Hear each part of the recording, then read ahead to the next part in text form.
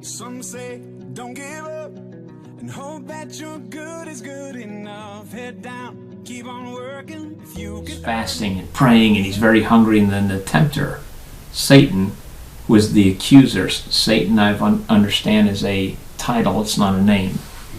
He is the accuser. He says, if you're so hungry, turn these stones into bread. And Jesus says, we don't live on bread alone. Get away from me, you jerk. And it's the first time in the Bible that jerk is actually used. Look it up. Fact check me on that.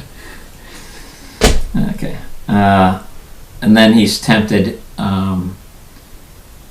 The tempter says, well, why don't you stand on that tower and throw yourself off? Because won't the angels catch you? And it's like, why would you tempt God? You don't tempt God.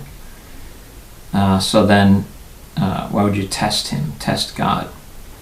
And then Satan shows him all the kingdoms of the world, all their splendor. So this would be not only gold, riches, power, but probably women, fame, all the things that the world can offer is thrown at Jesus. And the tempter says, you worship me, and I'll give you every treasure in the world. And Jesus is like, you stupid jerk. So Jesus didn't, literally how we would imagine him getting tempted. He didn't get tempted. He was just being tempted upon by a tempter. It was like a test, and he said... He passed with flying colors. Right. Yeah. And I have a friend who doesn't like the word Jesus was tempted because he didn't succumb to it, but it was a test.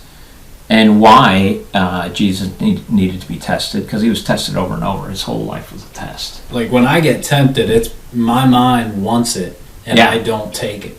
Whether it be girls, gambling, food, and I won't say other things, and but I don't take it. So the tempting me would be different than tempting Jesus in the Bible, because Jesus didn't even question failing. That is actually a discussion as well, because there are people who want to say, was Jesus truly human, that he could have fallen to the tempting? Because he did or was cry he to God. so... What's that? I mean, he did cry to God, when he was being beat and everything, right? Why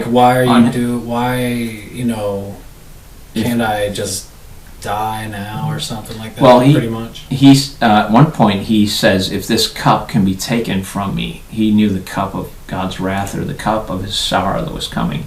And he's praying and he's saying, if this cup can be removed, that'd be great, but your will be done. He says, I'm going to do what you call me.